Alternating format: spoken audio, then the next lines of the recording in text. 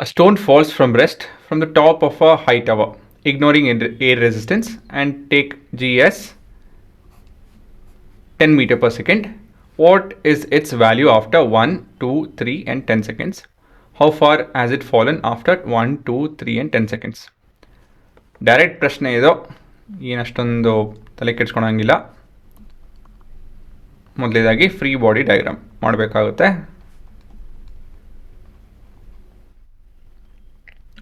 So ಏನು ನೋಡ್ತಾ ಇದ್ದೀವಿ ನಾವಿಲ್ಲಿ, ನಮ್ಮ ಹತ್ರ ಒಂದು ಆಬ್ಜೆಕ್ಟ್ ಇದೆ. ಅದನ್ನು ನಾವಲ್ಲ, ಗ್ರಾವಿಟಿ ಕೆಳಗಿಳಿತಾ ಇದೆ ಅದನ್ನು.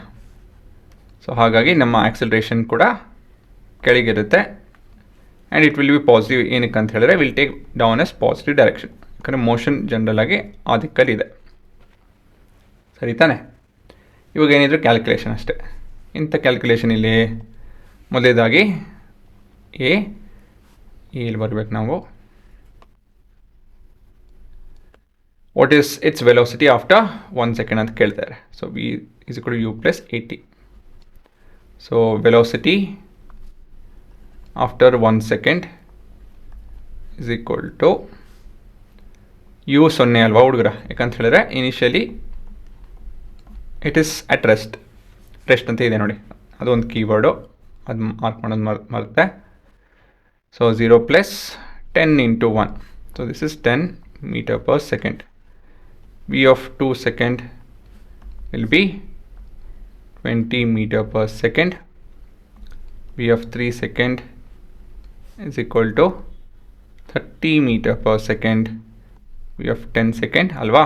ಎಲ್ಲ ಸಿಂಪಲ್ ಕ್ಯಾಲ್ಕುಲೇಷನು, ಅಷ್ಟೊಂದೇನು ನೋಡ್ಸೋದಕ್ಕೆ ಹೋಗಲ್ಲ. 10 into 10 is 100 meter per second. ಸರಿ ತಾನೆ? ಅಷ್ಟೇ. ಹಾಂ, ಮತ್ತಿವಾಗ ಬಿ, ಇದು A. s is equal to ut plus half gt square. ಹಾಂ, ಇಲ್ಲೊಂದು ಜಿ ಆಗುತ್ತಿದೆ. Acceleration over here is g ಅಲ್ವಾ?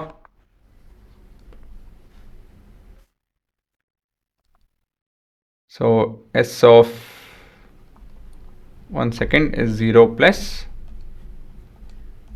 half g is 10, t square is 1 square.